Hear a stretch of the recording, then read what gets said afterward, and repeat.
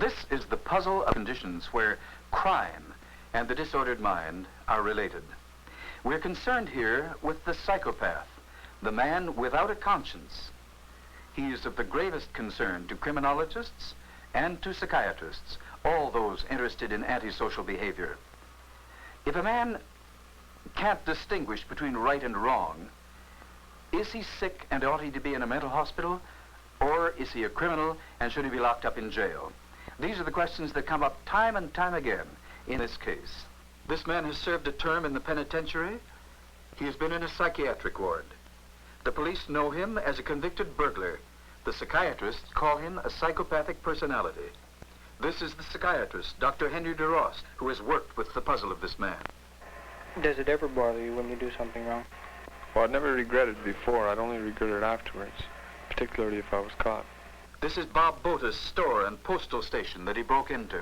Inspectors were notified, and from the postal authorities, when they came in and we went through the inventories, we discovered that over $1,700 worth of stamps were missing. This is Detective Sergeant Mackenzie, who arrested him. And I find him, in my experience, he was a very strange chap. And a very smart man with actually non-existent accounts. This is the Federal Training Center, where under Deputy Warden LaFerriere. No, never. He was never a disciplinary problem. This is the building where he reported to his probation officer, Bill Connell. I've lost track of the number of jobs I got for him. Maybe 15 different jobs. And the question comes, where does society go next? What do you think the chances are of your getting into further trouble, like you have up till now? Serious trouble? No. Do you agree, Dr. Durost, that his chances of getting into serious trouble are nil? I'm afraid I don't. Both in my experience with this particular patient and in general. In fact, it's almost inevitable.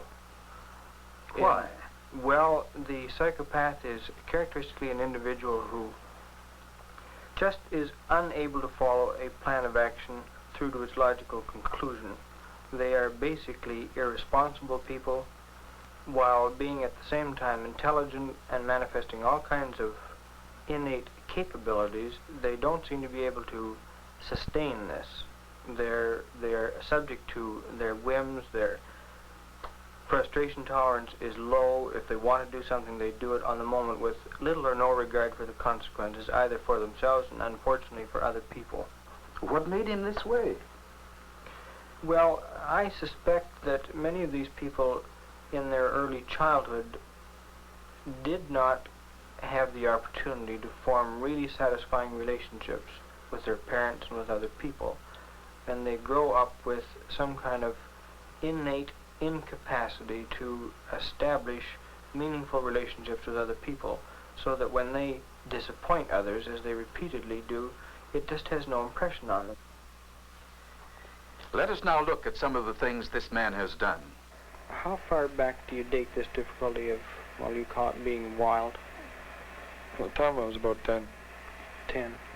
What happened then? Well, I saw some older boys smoking, and I decided to try it. Mm-hmm. So I always hung out with a crowd that was several years older than me. I never hung out with anyone my own age. Mm-hmm. I was always older. Did and of course, to be accepted, well, I had to be just a little bit more daring than them. Mm-hmm. Did you get into any serious trouble at that age? No, not until I was about 16. 16? Yes.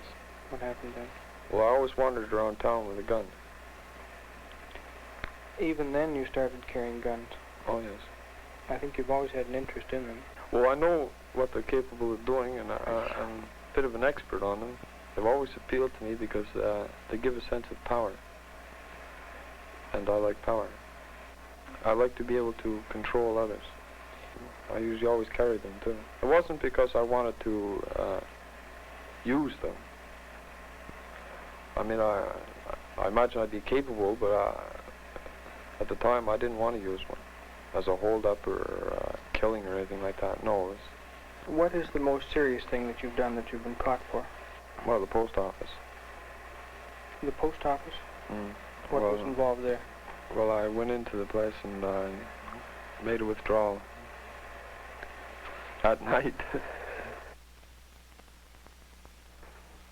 the man came in through the open transom, down the step ladders here, and went over into the post office, which was substation number 1 at that time.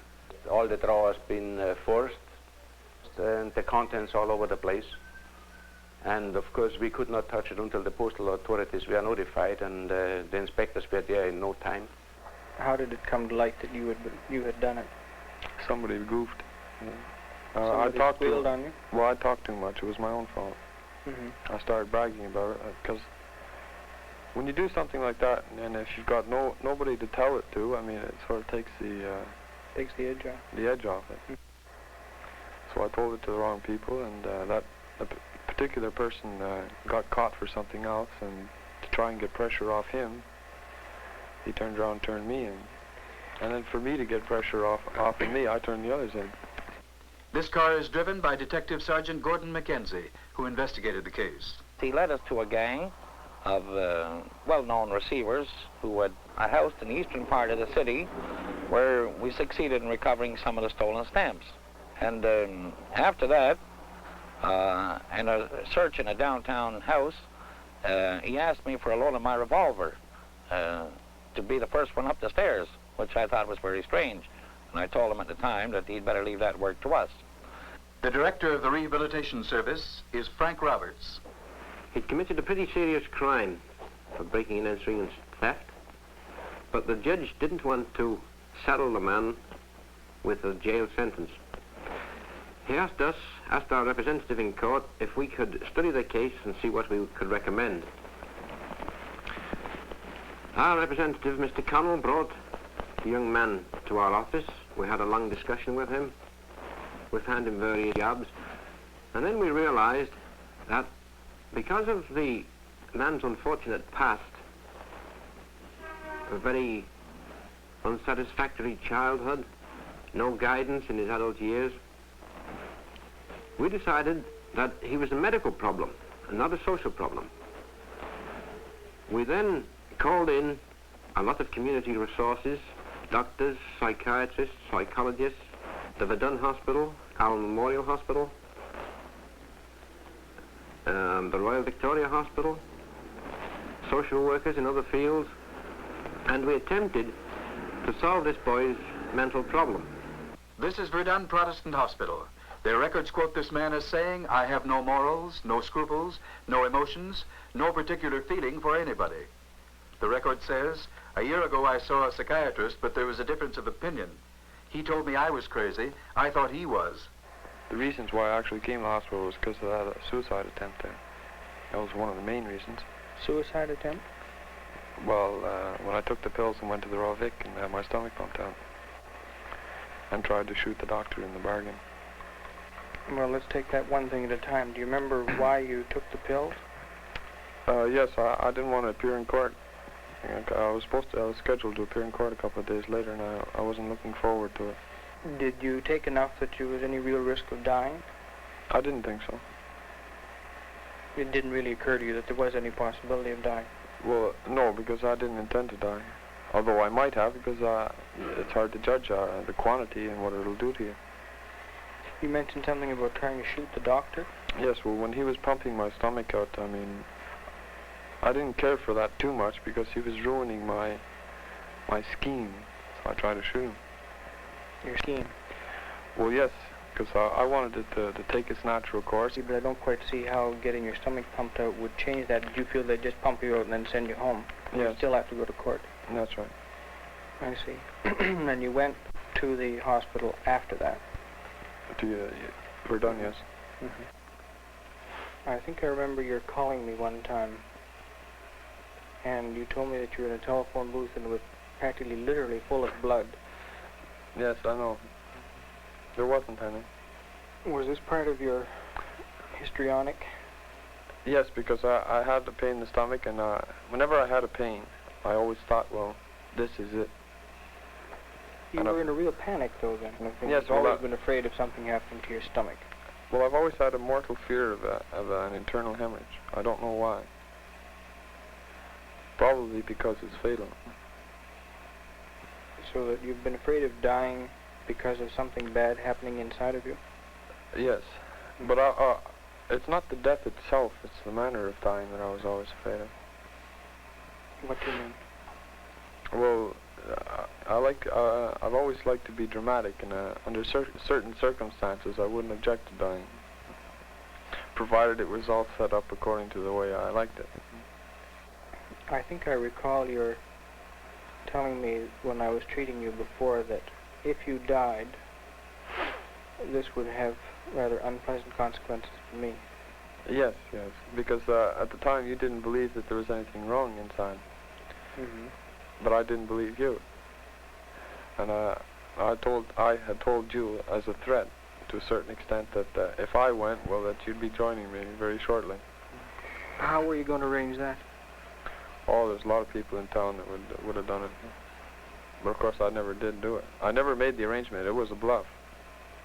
You told me that you had arranged to have me killed, and I think that the doctor had treated you at another hospital. Yes.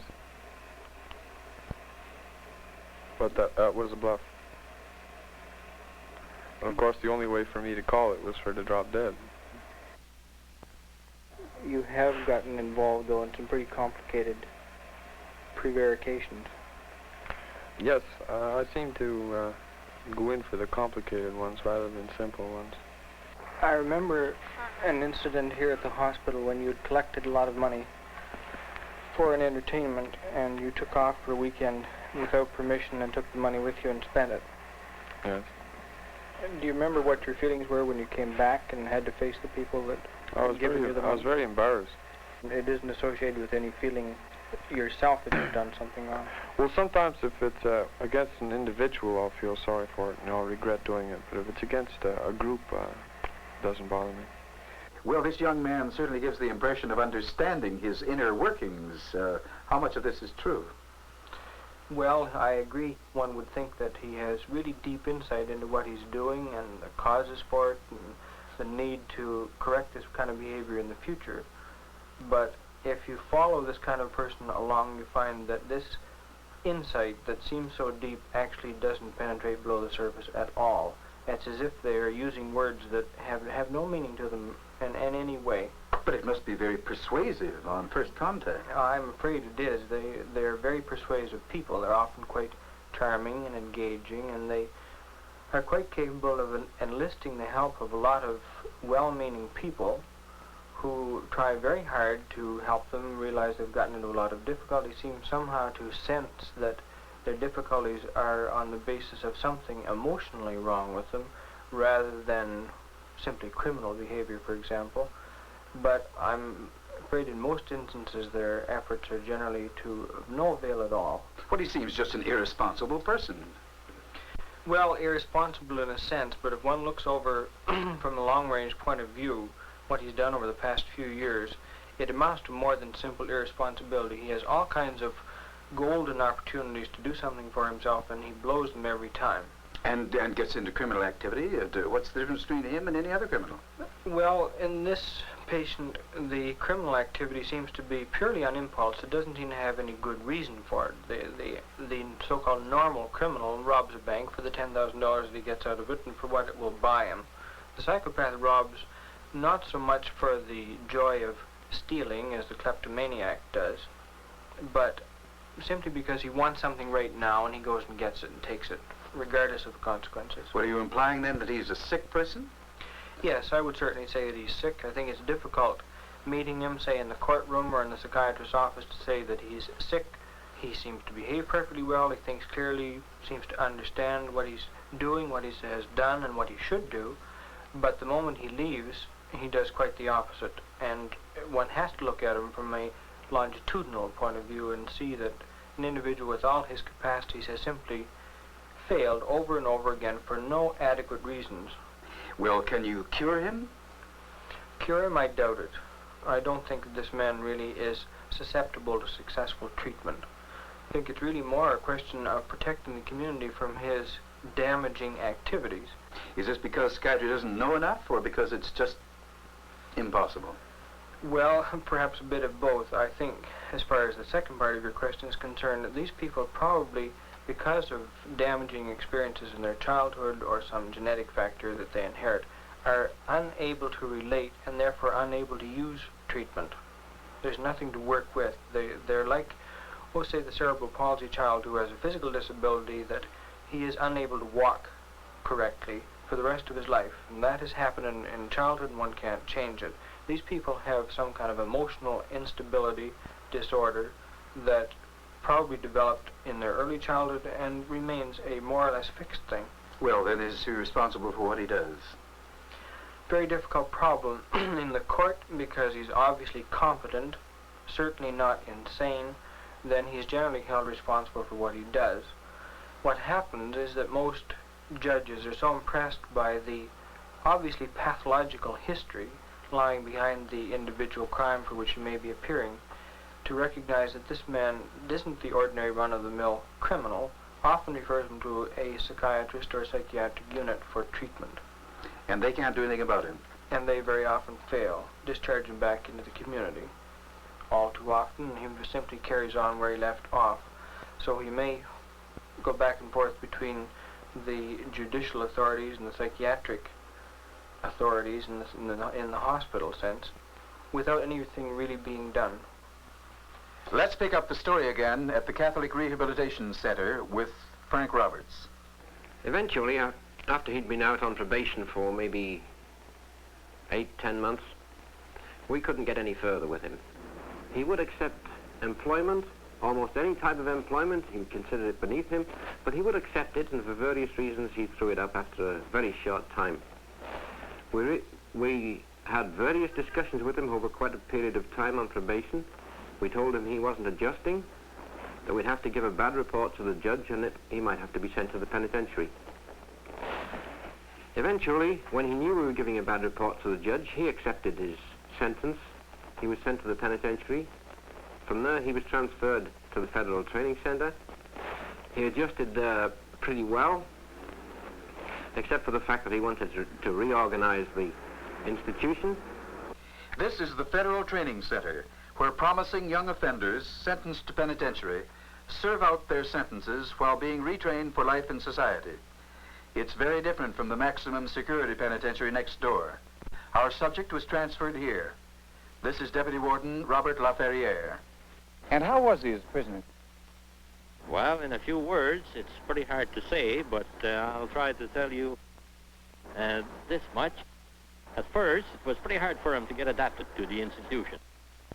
And then very active in wanting to write and to improve his education all the time. He read a great deal, did he? A great deal, but of course he had this mania about the military history and strategy. What about that? Well, it was not unpleasant to hear him talk about it, but it was, you had to allow an awful lot of free time to hear his story there, because it was endless, actually. There was no end to him talking about that particular subject. But you enjoyed talking to him? Oh, yes, he was very, he was a likable fellow. As far as I'm concerned, I used to even take some short walks inside the institution with him. He used to start many things, but he had to be pushed a bit to finish them or keep up with them. There was a tendency with him to start an awful lot of things and even to think of many things. Like, for instance, when he had problems, he used to make suggestions to improve the lot of all the inmates in the institution. But if you study the case closer, you would find that it was his problem that was being exposed there. This, I suppose, became more clear when it came time for him to leave. Yes, towards the end of his sentence, anxiety was more evident, and he required more attention, more interviews. Of course, this is where our friend Mr. Connell came in and gave us a hand there. Bill Connell was our man's probation officer. A short while ago, he came out of the penitentiary and was again placed under our supervision. He told me that he had wrote an article while in the penitentiary, and I read part of it, and then I turned it over to Mr. Levison of the Montreal Gazette, who read this article, and he expressed an opinion to me, if the boy wrote this, why, he had a future as a writer. I was amazed with what I read. It was a long 10 or 15,000 word article on international affairs and particularly on efforts to effect world peace, and it contained proposals for improving the situation. I realized that it wouldn't be beyond possibility that he was showing this work as his own, as some kind of a work that he had copied from somebody else. So I asked to see the young man and had lunch with him, and during lunch hour I asked him to list his bibliography for this article. He floored me with the most formidable list of standard texts on the whole subject that one could ever want to hear. And in further conversation with him, I was firmly convinced that he had read all these books, not only read them, but fully understood them. He also showed me some other literary works on a variety of subjects, and they all had great literary merit. And I'm convinced that this boy has great possibilities in the writing field. Mr. Levison and I talked about this for some time, and we decided if this boy could get a job out of town, up north somewhere, where he would have a lot of free evenings where he could study in his writing career. So we brought this up with this young fella, and he said, well, that's all right, I'm willing to go up north. We sent him up north. He didn't stay there for any length of time. He was right back in Montreal. He was supposed to go back on the job. He never went. Now, he's no longer under our supervision. His ticket of leave is expired. And I understand now he's working in some nightclub as a busboy. Well, a whole area of promise exploded. Since then, he's been creating undercover gossip for what he calls a scandal sheet. Garbage, he calls it. You have been doing some writing lately, I gather. Garbage. Garbage? Well, for scandal sheet. Mm-hmm. Why are you doing it? Well, because I know the city. I know what's going on in the city. Why? What happens when you get in a job and you start to lose interest in it? I just don't show up. I don't often... You just quit? Well, I don't even formally quit. I just don't come back. Have you any idea what lies behind this tendency of yours to lose interest so quickly in things? Well, once I understand what the job is all about, and I can do it, well, then I don't want to do it anymore. I get tired of it. Because I don't like the routine, daily, the same repetitious sort of thing. Mm-hmm. What are your long-range plans? Well, sometimes I have them, but I think more of the present than of the future. I mean, like everyone else, I'd like to settle down, get married, and raise a family, but I probably won't. Why do you think you won't? Well, I mean, I'd have to give up a heck of a lot, and at the present time, I don't think I could. What are you giving up? My freedom, which is very important to me. Because the ability to do what I want, when I want, would also mean I'd have to assume responsibility, and I'd be tied to a certain place with certain people, and a lot of things would be expected of me. Now, whether or not I do them, I don't know. I try to buy affection rather than because it's cheaper. I don't have to give anything. I don't have to give myself. I don't make friends easily anyway. Why is that so? I never particularly wanted them. Well, I wanted them, yes, but I never trusted them enough. I never wanted them to get too close to me, so that they would get to know me. What is this fear of people getting too close to you? Well, I'd lose an advantage. I always look for that. I very seldom give anyone an advantage. I always try to keep it for myself. Sort of a one-upmanship. Yes. All the time.